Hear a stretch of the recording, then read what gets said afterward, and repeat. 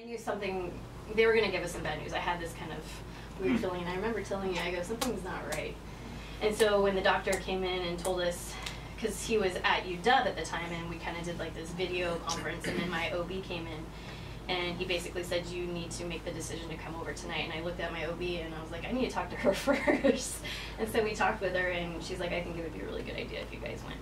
And so we, you know, I was sobbing and emotional and crying the whole 2-hour drive, and calling family and our parents and letting them know what was going on, and making arrangements for them to watch our house and our animals. And once we got there, though, you were pretty good. Yeah, she was pretty calm once we got there. Yeah, because the worst part was when I got to the hospital. I'd never been to UW, and parking there is incredibly, it's just ridiculous. Right?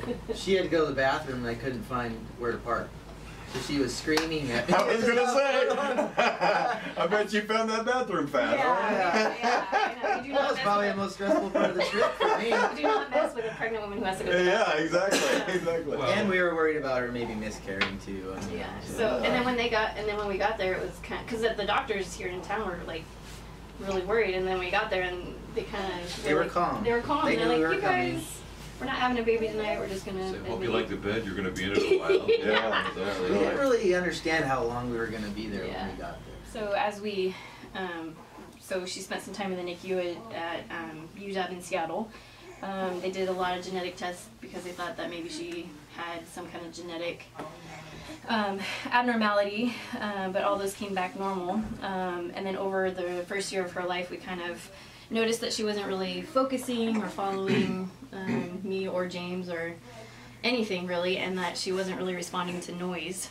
We would be vacuuming, and our dog Frank would be barking, and she would sleep right through it. There's a backstory to this too. Before that happened, we were at our regular doctor's appointments, and they do ultrasounds and look at how the baby's doing, and they said, you need to go to UW now, tonight, immediately. Wow, what was that like? It was scary. It was scary. You've got a medical background yourself, right? Yeah. So, you know, this isn't just... I knew they were serious. Yeah. You know. So we packed up that night and went, and Megan was immediately admitted. At UW. At UW. Wow. And she stayed there for 2 months. Oh, jeez. And so we had to arrange, you know, work, and we have animals at home. I have another daughter.